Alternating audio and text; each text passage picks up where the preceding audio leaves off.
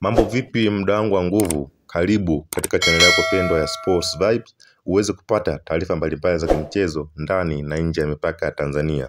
Unachotakiwa kufanya ni kugusa tu subscribe button na alama kengele ili uwe mtu wa kwanza kufikiwa na taarifa zetu pindi tunapozipandisha hewani.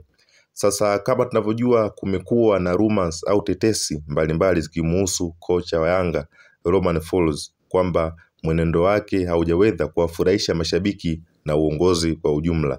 Licha ya kuongoza Yanga katika michezo 6, kushinda michezo 5, kusale mchezo mmoja na kuruhusu goli moja kati ya magoli 11 yaliyofunga, lakini inaonyesha mashabiki wa Yanga hawafurahishwi na namna kocha huyo anavyokiongoza kikosi na uongozi kwa ujumla.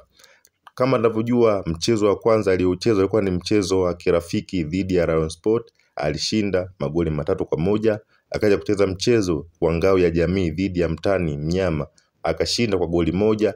Akaenda kucheza mchezo wa kimataifa dhidi ya Wiliete Club, akashinda 3-0. Akarudi nyumbani akacheza mchezo mmoja wa NBC Premier League dhidi ya Pamba, akashinda magoli 3-0. Akaja kucheza mchezo wa marudiano dhidi ya Wiliete tena, akashinda kwa goli 2-0.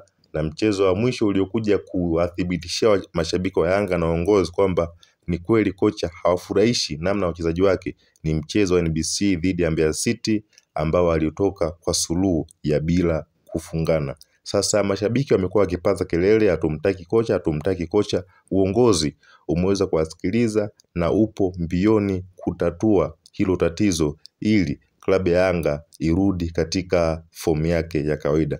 Kama tunavyojua, msimu uliopita klabu ya Yanga itashinda magoli mengi na pia itakuchezea mchezo mzuri ambao utafanya mashabiki wahisi kwamba kweli wapo uwanjani kuisapoti timu yao. Sasa wewe una maoni gani kwa hili? Kocha amecheza mechi 6, ameshinda mechi 5, amesale mechi 1, amefunga magoli 11, ameruhusu goli moja na goli ni la kujifunga, ilikuwa dhidi ya Rayon Sports kule Rwanda.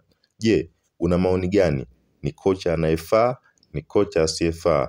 Angusha comment yako hapo chini na uwe mtu wa kwanza kupata taarifa mbalimbali za kimchezo pindi tunapozipandisha hewani. Toa maoni yako, share, comment ili uweze kupata taarifa mbalimbali za kimchezo ambazo nazipandisha hewani muda wowote. Bye bye.